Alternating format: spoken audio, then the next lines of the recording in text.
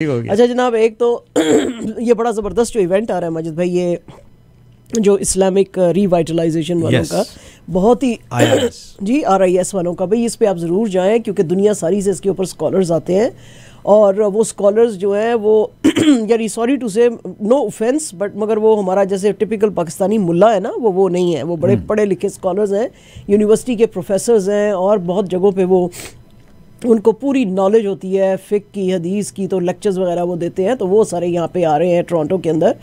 तो आपके लिए बहुत बड़ी अपॉर्चुनिटी है अगर आप अटेंड करना चाहते हैं। 22, 23, 24 को ये हो रहा है यहाँ पे टोरंटो कन्वेंशन सेंटर के अंदर। तो आप जाके ज़रूर करें और बहुत ही सस्ती उसकी उन्होंने इसीलिए टिकट रखी हुई है कि अगर आप उसका फ़ायदा उठाना चाहते हैं। $49 है माजिद भाई उसकी टिकट जो है, बहुत ही सस्ती है। तो आप बहुत ही मतलब कम कीमत पे आप वो लेके और आप वो अटेंड कर सकते हैं लेक्चर्स। एक तो ये है और फिर उसके अंदर जो है वो आतिफ असलम साहब भी आएंगे, लेकिन ये ना समझे कि कोई रॉक वो कोई कॉन्सर्ट करने वाले हैं, वो नशीद पढ़ेंगे उसमें आके और नात और हम जो है वो पढ़ेंगे।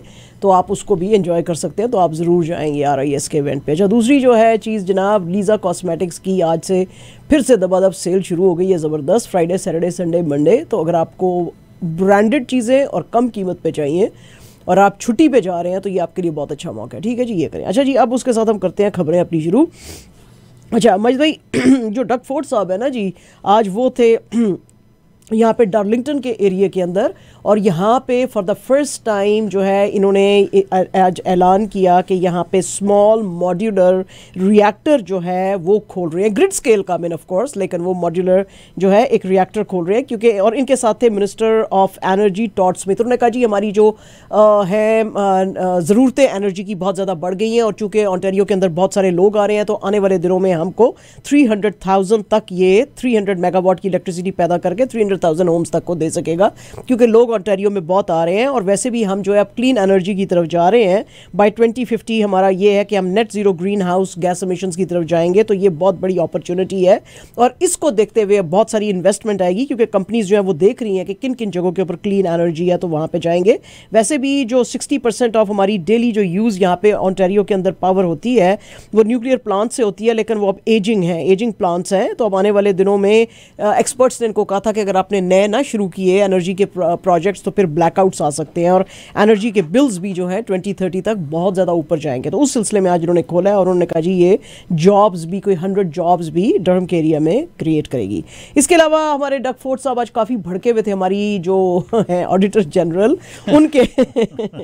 उनके ऊपर, बॉनी लेसिक के ऊपर, इसलिए नहीं कि उन्होंने उनके बारे में बड़ी गंदी रिपोर्ट दी है बल्कि एक और काम किया है बॉनी लेसिक ने। कुछ अर्सा पहले उन्होंने कहा था कि ये जो कसिनो है ये हम देखना चाहते हैं कि कहीं ऐसे पैसे तो नहीं दे रहे जो कि मनी लॉन्ड्रिंग में आते हैं। तो उन्होंने क्या किया कि OLG के ऑडिट के अंडर जनवरी से लेकर सितंबर 2022 तक इस साल में इन्होंने कुछ लोगों को हायर किया, एक कंसल्टिंग फर्म, और उसके लोगों को 5,000 से 11,000 कैश दे के भेजा कसिनोज़ के अंदर।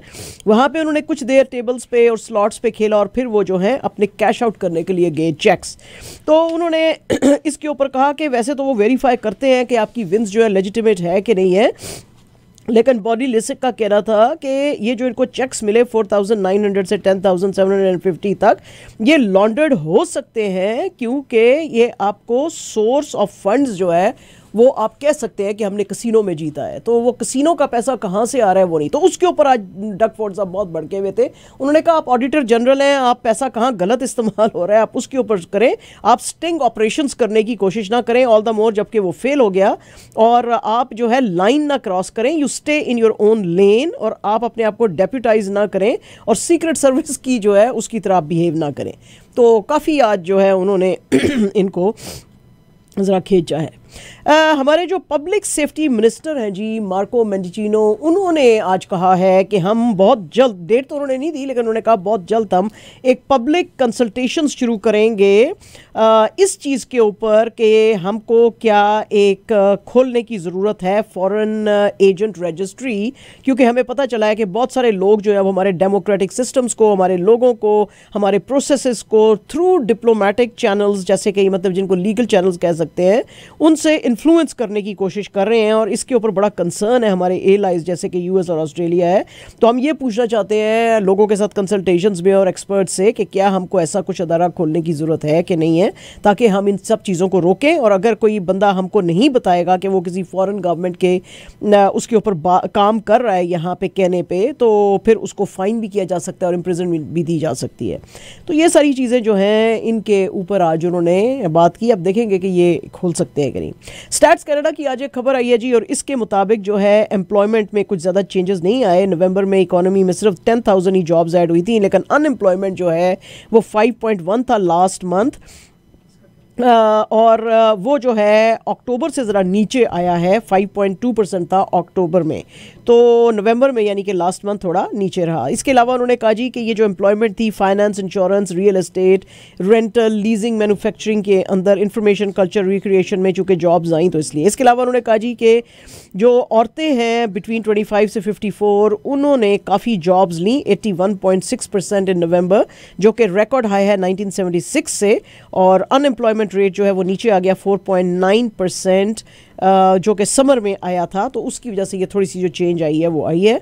और इसके अलावा उन्होंने कहा जी कि जो है ये एक अच्छा साइन है क्योंकि ये स्ट्रेंथ शो करता है इकोनॉमी की। स्ट्रेंथ तो शो कर रहा है, मगर जो पिछले 6 महीने से या 6 दफ़ा से जो इन्होंने अपने जो इंटरेस्ट रेट्स बढ़ाए हैं, तो वो उसके लिए बैड न्यूज़ है, उसके लिए बैड न्यूज़ है ये, क्योंकि coming next week again Bank of Canada ने रेज करना है। अब ये डिबेट ये है कि 0.25 करेगी या 0.5 करेगी, but the interest rate is gonna be hiked again. जी जी बिल्कुल ऐसे है। एएफपी की आज एक रिपोर्ट आई थी जी सुबह, और इसके मुताबिक जो है 2 एक्सप्लोजन्स हुए हैं इटालियन एम्बेसी में ग्रीस के अंदर, उनकी गाड़ियों के पास। ये वैसे तो होम मेड बॉम्ब्स थे, लेकिन फिर भी एक एम्बेसी के प्रेमिसेस के अंदर होना बड़ा सोर्स ऑफ कंसर्न है। और जाहिर है कि इटालियन प्राइम मिनिस्टर जो है जॉर्जियो मेलोनी, उन्होंने बड़ा कंसर्न शो किया और उन्होंने कहा जी मैं सारी चीज़ को खुद मॉनिटर कर रही हूँ। ग्रीस के जो फॉरेन मिनिस्ट्री है उसने भी इसको बड़ा कंडेम किया और उन्होंने कहा जी हम फाइंड आउट करने की कोशिश कर रहे हैं ये किसने किया। अच्छा, एक जो बॉम्ब था वो तो एक गाड़ी के पास रखा गया था, जो कि जाहिर है कि वो फट गया, और दूसरा जो था जिस गाड़ी के पास रखा था वो फट नहीं सका। तो लेकिन अब ये जो है वो कहते हैं कि ये तो बड़ा जो है वो सोर्स ऑफ कंसर्न है कि एम्बेसीज जो है उनको भी अब किया जा रहा है, टारगेट किया जा रहा है और उनके ऑफिशियल्स को किया जा रहा है। रॉयटर्स की एक खबर है जी, this is a very very very big news, और उसके मुताबिक ब्रुकलिन के जो यूएस अटॉर्नी कैरोलिन पेकॉर्नी है, इन्होंने एक लेटर लिखा है यूएस डिस्ट्रिक्ट जज एन डॉनली को, और उसमें उन्होंने कहा जी कि ये जितने भी चार्जेस आपने मेंग वांजाऊ जो कि सीएफओ थी हवावी की, उनके खिलाफ लगाए थे, ये सब आपको डिसमिस करने पड़ेंगे। अच्छा, अब डिसमिस कैसे करने पड़ेंगे? आपको पता ही है कि ये हवावी का ये जो सारा केस था, जब इनको पकड़ा और कनाडा ने इनको पकड़ा यूएस के वारंट के ऊपर, तो कनाडा के भी ताल्लुकात चाइना से खराब हुए, यूएस के तो खराब हुए ही हुए। तो उसमें उनके ऊपर ये इल्ज़ाम लगाया गया था कि जब हमने ईरान पे सैंक्शंस लगाए हुए थे तो आपने झूठ बोल के एचएसबीसी होल्डिंग के साथ जो है वो उधर ईरान के साथ डीलिंग्स करने की कोशिश की, बैंकिंग बिजनेस आपने कर, सर्विसेज लेने की कोशिश की, जो कि वायलेशन है यूएस सैंक्शंस के। तो इन्होंने हमेशा कहा था कि ये ऐसे नहीं है, ऐसा ठीक नहीं है, लेकिन अलबत्ता इनके बीच में फिर एक डील हो गई थी जिसकी की वजह से आपको पता है कि कनाडा से इनको जाने दिया गया था, हमारे 2 कैनेडियन छोड़ दिए थे, फिर चाइना ने, अमेरिकन भी 2 छोड़ दिए थे चाइना ने। बहरहाल जी ये सारी डील थी। तो उस डील के अंडर आज उनके जो अटॉर्नी हैं यानी उनके जो लॉयर हैं, उन्होंने कहा था कि जी अब चूंकि इन्होंने सारी जो डील की वो थी क्लॉजेज उनको पूरा कर लिया है, तो इसलिए इनके खिलाफ जो है चार्जेस डिसमिस किए जाएं।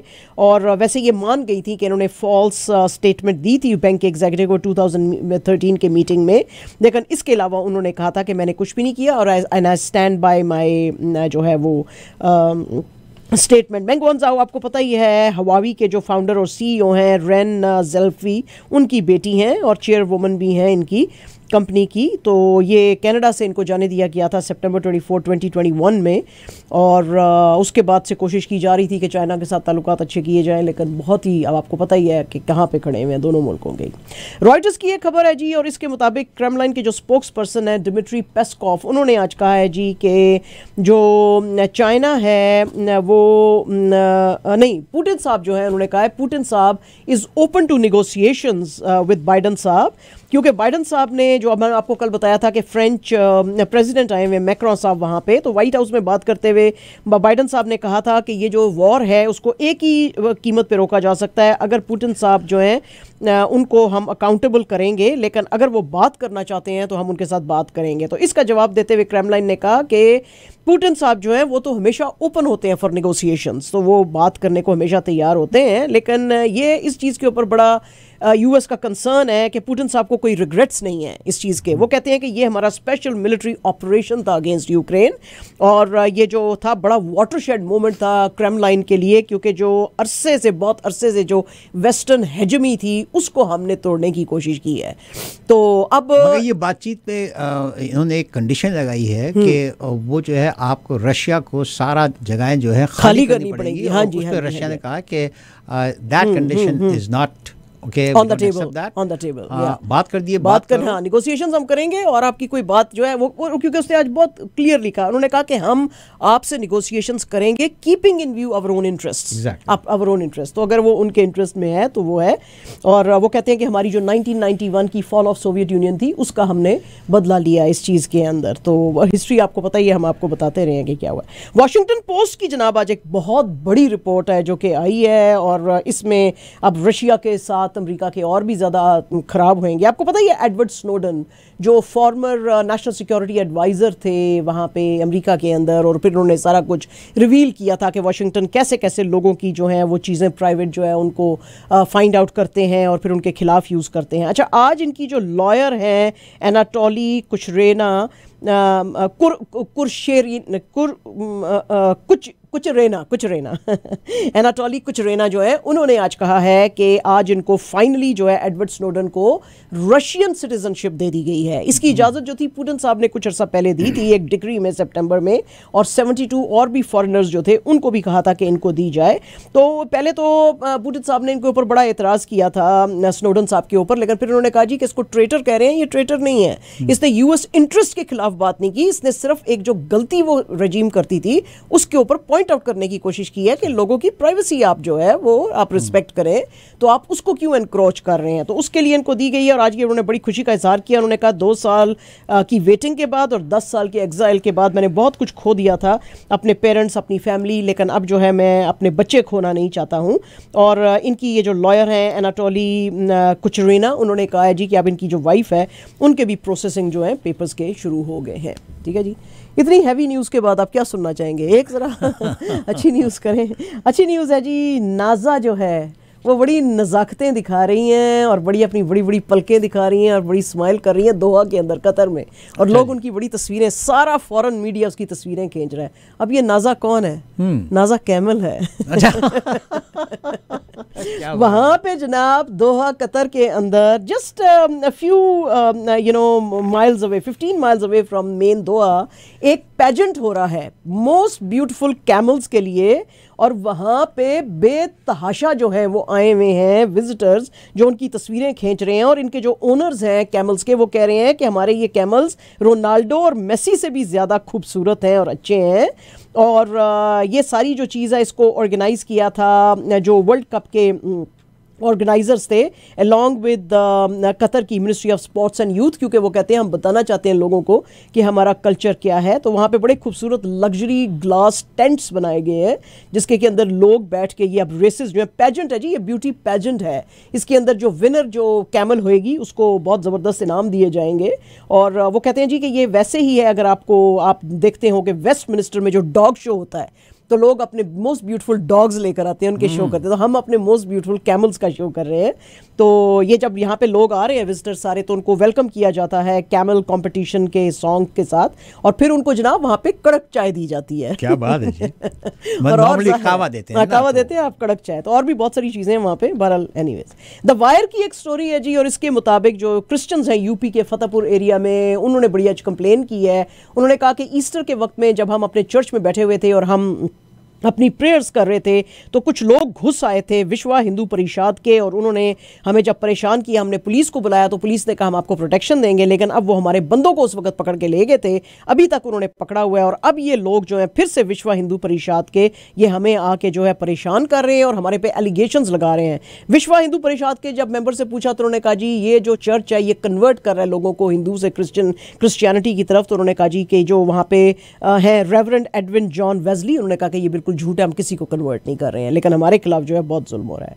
कैंपेन अगेंस्ट स्टेट रिप्रेशन एक फ्रंट है जी 36 ऑर्गेनाइजेशंस का इंडिया के अंदर, वो आज प्रोटेस्ट कर रहे थे अपने ये जो एक नागपुर की जेल में इनके हैं दिल्ली यूनिवर्सिटी के professor Sai Baba 52 wheel chair में होते हैं। तो उन्होंने कहा जी कि हमारे ऊपर आज जो RSS का स्टूडेंट विंग है अखिल भारतीय विद्यार्थी परिषद, उन्होंने हमारे ऊपर हमले किए और हम वो बहुत सारे स्टूडेंट्स की तस्वीरें पड़ी हुई थी काफ़ी ज़्यादा, ये देखें जो हमारा टीवी देख रहे हैं उनको नजर आएगा, वो कहते हैं जी इन्होंने हमें पत्थर मारे हैं ये RSS के स्टूडेंट्स ने और हमारे ऊपर ईंटें फेंकी हैं, लाठियां मारी हैं और रॉड्स मारा है। जबकि हम जो है मॉरिस नागपुर जो पुलिस स्टेशन था उसके बाहर सिर्फ इनके लिए साई बाबा जी के लिए हम कर रहे थे, अपने प्रोफेसर के लिए यहाँ पे प्रोटेस्ट कर रहे थे, क्योंकि जो बॉम्बे हाई कोर्ट था उन्होंने इनको एक्विट कर दिया था, इनका लिंक बनाया गया था मेयर्स के साथ। उन्होंने कहा जी कि लेकिन फिर जो सुप्रीम कोर्ट है उसने कहा था कि नहीं इनको नहीं छोड़ा जा सकता। तो हम कह रहे हैं कि आप इनको छोड़ें, इनका कोई माओ जो है ऑर्गेनाइजेशन है उसके साथ ताल्लुक नहीं है, लेकिन RSS के वालों ने हमारे पे अटैक्स किए और हमको बहुत ज़ख्मी किया, तो उसके ऊपर जो है बड़ा रिएक्शन आज लोगों का है। पाकिस्तान के जो मिशन हेड है काबुल के अंदर उबैदुल्लाह रहमान निज़ामी, बस वही है जिनको अल्लाह रखे उसको कौन चके, निज़ामानी, इनको आज इनके ऊपर असैसिनेशन अटेम्प्ट हुई है जी वहाँ पे काबुल के अंदर। और फॉरेन ऑफिस के जो स्पोक्स पर्सन है मुमताज़ ज़हरा बलोच, उन्होंने कहा कि पाकिस्तान की जो एम्बेसी है उसके कंपाउंड के अंदर निज़ामानी साहब जिस वक्त वॉक कर रहे थे उस वक्त इनके ऊपर जो है अटैक किया था। इनको बचाते हुए जो सिक्योरिटी गार्ड थे सिपाही असरार मोहम्मद वो काफ़ी बुरे तरीके से इंजर हो गए हैं। पाकिस्तान ने इसका बहुत बुरा मनाया और अफगानिस्तान की जो इंटरिम गवर्नमेंट है उसको कहा है कि हमारे लोगों का ख्याल करें, लेकिन अभी के लिए पाकिस्तान गवर्नमेंट ने डिसाइड किया कि अपने तमाम ऑफिशियल्स को जो है एम्बेसी के उनको काबुल से बुला के टेम्परेरी मिशन को शट डाउन किया जाएगा, जो है ऐसे है। इमरान खान साहब ने आज PDM जो है उसको इनवाइट किया और उन्होंने कहा कि PTI आपके साथ अगर इलेक्शन की बात करनी है तो हम बात करने को आपके साथ तैयार हैं, क्योंकि जो मुल्क की इकोनॉमी है उसका बेताशा बुरा हाल है। ये एड्रेस कर रहे थे अपना लाहौर का जो इनका रेजिडेंस है ज़मान पार्क का, वहाँ से उन्होंने कहा कि मुल्क जो है वो डिफ़ॉल्ट की तरफ जा रहा है, इलेक्शंस ना किए गए तो और बुरा हाल होएगा। डिफ़ॉल्ट जो है उसका रिस्क 100% है, जबकि हमारे ज़माने में डिफ़ॉल्ट का रिस्क सिर्फ 5% था। इसके अलावा जो है बिजनेसमैन और जो कम्युनिटी है बिजनेस की, उनका आपके ऊपर एतमाद जो है सब खत्म हो गया, वो इधर इन्वेस्ट पाकिस्तान में नहीं करना चाहते हैं। अच्छा भला पाकिस्तान 6% की ग्रोथ दिखा रहा था 2021-22 में, आपने एक सिस्टम को डिरेल किया और अब आपके पास कोई इकोनॉमिक प्लान नहीं है और आप इसीलिए इलेक्शन नहीं कराना चाहते कि आपको पता है कि आप हारेंगे। इसके अलावा इमरान खान साहब ने आज ब्लेम किया क्वेटा पुलिस को, जो कि उठाकर ले गई थी आज आजम सवाती साहब को पिम्स हॉस्पिटल इस्लामाबाद से। उन्होंने कहा कि ये इंतहाई गलत है जो कि बलोचिस्तान की पुलिस ने किया है और ये जो है उनको सीने में पेन थी और ये बूढ़े हैं और इनको ब्रीदिंग का प्रॉब्लम था, तो आपका ये जो एक्ट है इसने हम सारों को बड़ा शॉक किया। इट्स अ क्राइम कि एक बूढ़े आदमी के खिलाफ आप ये सारा कुछ कर रहे हैं और आप उसका बेसिक ह्यूमन राइट जो है उसको भी वायलेट कर रहे हैं, तो इसको आपको रोकना चाहिए। अच्छा जनाब, जो हमारे यी साहब हैं जिनका नाम किसी ज़माने में कानिये वेस्ट होता था, उनकी प्रॉब्लम्स जो है वो चलती जा रही हैं। पहले उनको ट्विटर में से निकाला गया था, तो उन्होंने कहा जी अच्छा ठीक है मैं अपना खुद का सोशल मीडिया पोर्टल ले लेता हूं जिसका नाम है पार्लर। तो पार्लर ने भी कहा है कि जी हम इनको बेचने को यी साहब को तैयार नहीं है। उसकी वजह ये है, ये हालांकि बहुत नया ये है और ये इनको अच्छे पैसे वो दे सकते थे, 2018 में इन्होंने लॉन्च किया था, लेकिन कानिये वेस्ट साहब ने हिटलर की बड़ी तारीफ कर दी। उन्होंने कहा मैं उनसे बड़ा इंप्रेस्ड हूँ। तो पार्लर ने कहा कि हम ऐसे बंदे को अपना बिजनेस नहीं बेचना चाहते। एंटीसेमेटिक बातें की कमेंट है। हाँ जी बिल्कुल। अच्छा जी, रॉजर डेविड, किसको पता है कि रॉजर डेविड जो है मशहूर किस नाम से है? रॉजर डेविड जो है असल में बोहेमिया के नाम से मशहूर है। तो बोहेमिया जो है वो लाहौर पहुंच चुके हैं और आज उन्होंने लाहौर के शहर के साथ बड़ी प्यारी तस्वीरें जो हैं वो अपने अपलोड की हैं इंस्टाग्राम के ऊपर। और यहाँ पे एक फेस्टिवल होने वाला है। This is organised by master. तो 9 दिसंबर से शुरू हो रहा है। उसके लिए ये जो है रैप, आपको पता है ये पंजाबी रैप करते हैं और अमेरिकन रैपर हैं, बट इनके ओरिजिन जो है पाकिस्तानी है। ये ही was the first ever Punjabi rapper who released a rap album in 2002। और इनका जो एक सॉन्ग है तुम्हारा प्यार अभी अप्रैल 18 में रिलीज़ हुआ था, तो लोगों को बड़ा पसंद आया। तो लोग बड़े इनके दीवाने हैं, पाकिस्तान में ही नहीं दुनिया सारी में। तो अब ये यहाँ पे कॉन्सर्ट जो है लाहौर में करेंगे।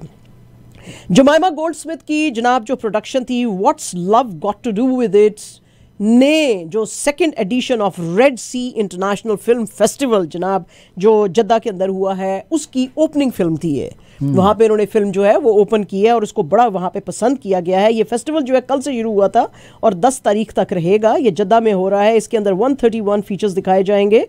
फीचर फिल्म्स, शॉर्ट फिल्म्स जो है 61 कंट्री से, 34 ऑफ देम जो है उनके वर्ल्ड प्रीमियर्स हैं। 17 जो है वो रीजनल प्रीमियर्स होंगे और 47 मीना के रीजन के, मीना यानी कि middle east and north Africa, उनके जो है प्रीमियर्स यहाँ पे होंगे। तो इस फिल्म को बड़ा ही पसंद किया गया है। जमाइमा गोल्डस्मिथ जो है वो भी आई हुई थी यहाँ पे अपनी कास्ट के साथ। और यहाँ पे जो इनकी फिल्म जो जिन्होंने बनाई है डायरेक्टर शेखर कपूर जो है वो भी आए हुए थे। तो बड़ी उन्होंने पैशनेट स्पीच की और लोगों ने इस फिल्म को बड़ा सराहा है। पाकिस्तानी एक्ट्रेस आयशा उमर साहिबा जो हैं आज उन्होंने सामने आके बड़ा क्लैरिफाई किया, क्योंकि आपको पता ही है कि शोएब मलिक और सानिया मिर्ज़ा के बीच में डिवोर्स की बातें चल रही थी और लोगों को लग रहा था कि शायद उसकी वजह आयशा उमर है। उन्होंने कहा जी नहीं, मैं इन दोनों की बहुत ज़्यादा इज्जत करती हूँ और ये सारे रूमर्स गलत हैं। मैं कोई शोएब मलिक से शादी नहीं कर रही और ना ही उनके बीच में कोई डिवोर्स हो रही है, और अगर होएगी भी तो मेरी वजह से नहीं होएगी। मेरा उसके साथ कुछ लेना देना नहीं है। हमारे रमीज़ राजा साहब पीसीबी के जो चेयरमैन है बड़े भड़के हुए थे। वो कह रहे थे कि ये डार्क एजेस की ये जो है पिच है रावलपिंडी के अंदर, और मुझे बड़ा अफसोस होता है कि मेरे जैसा एक क्रिकेटर जो है पीसीबी का चेयरमैन है और फिर भी ऐसी थकेली जो है वो पिचें बनाई हुई हैं। अभी मार्च में ही उन्होंने बुलाया था यहाँ पे ऑस्ट्रेलिया के स्पेशलिस्ट जो हैं डेमियन होग को, और उनसे कहा था कि क्या किया जा सकता है। तो उन्होंने कहा था कि रिमूवेबल ड्रॉप इन पिचेस यहाँ पे आप लगाएंगे तो आपका फ़ायदा हो सकता है, क्योंकि ऑलरेडी इस पिच को जो आईसीसी के मैच रेफरी हैं रंजन मधुगाला, उन्होंने एक डीमेरिट पॉइंट दे दिया। और अगर 12 मंथ्स में 4 और आगे 5 इसको अगर डीमेरिट पॉइंट्स मिल गए तो फिर ये 5 साल के लिए रावलपिंडी क्रिकेट ग्राउंड पे कोई भी मैचेस नहीं हो सकेंगे। ये उस वक्त हुआ जब इंग्लैंड ने इस लाइफलेस पिंडी पिच के ऊपर 657 रन्स बनाए। अपने लड़के भी ठीक खेल रहे हैं, अब्दुल्ला शफीक 89 पे, इमामुल हक 90 पे, लेकिन उनका बड़ा कंसर्न है कि पिच इंतहाई मरी हुई और थकी हुई है। ऑस्ट्रेलिया के एक्स टेस्ट कैप्टन रिकी पॉन्टिन, सिर्फ 47 ईयर्स इनकी एज है। इनको जो लग रहा है कि कोई हार्ट के कॉम्प्लिकेशंस हो गए हैं। ये जो 3rd day of first test between Australia और वेस्ट इंडीज़ हो रहा था उसमें ये कॉमेंट्री कर रहे थे। जब लंच टाइम पे इनको दिल का कुछ दर्द सा उठा तो इनको लेकर गए, तो अब पता चल रहा है कि वो सीरियस नहीं है, बहरहाल हार्ट का इशू तो है। और बहुत ही कामयाब ऑस्ट्रेलिया के कैप्टन रहे। आपको पता है कि इनके अंडर ऑस्ट्रेलिया ने 3 वर्ल्ड कप की न्यूज़ें जो है बाद में होंगी। आप तो क्लीन बोल्ड हो गई। हाँ हाँ बिल्कुल, वही मैं आज सुनाने लगी। नहीं, मैं सुनाऊंगा, मुझे भी दो honour. Okay, Portugal and South Korea में आपने पोर्चुगल को पिक किया था, who lost 2-1 yes to South Korea. Ghana and Uruguay में आपने घाना को पिक किया था 0-2 व्हिच लॉस्ट 2-0 से। लेकिन दोनों टीमें बाहर है टूर्नामेंट से, घाना भी यूरुग्वे। एक्सक्यूज मी, मैं सिर्फ टीमों की बात कर रहा हूं अभी। स्विट्जरलैंड एंड सर्बिया में आपने सर्बिया को पिक किया था जो लॉस्ट हो गई 3-2। कैमरून वर्सेस ब्राजील, आपने ब्राजील को पिक किया था। और अब ये इन तमाम टीमों का ये जो बेस्ट ऑफ 16 टीमें ना, उन सब की तरफ से मुझे एक खत आया है कि शाजिया जी को कहें कि हमें पिक ना करें। अच्छा ठीक है ठीक है जी, बिल्कुल ठीक है। नेदरलैंड्स एंड यूएसए में किसको पिक कर रही हैं आप जी? Netherland and USA. नेदरलैंड्स को पिक किया आपने। अच्छा, Argentina and Australia. Australia, there you go, Australia, sorry. Poland and France, sorry जी। England and Senegal. England. Oh my God, सारी टीमों को। Japan Croatia. क्रोएशिया। ओके, यहाँ सही है आप। Brazil and South Korea.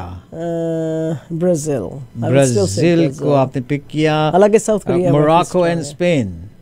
should be Spain now. Morocco हालांकि बड़ी स्ट्रांग है, but should be Spain. Portugal and Switzerland. Portugal का आपने पिक किया है। मंडे को आपको बताएंगे क्या है। वक्त आया सिर्फ आपसे इजाज़त चाहने का।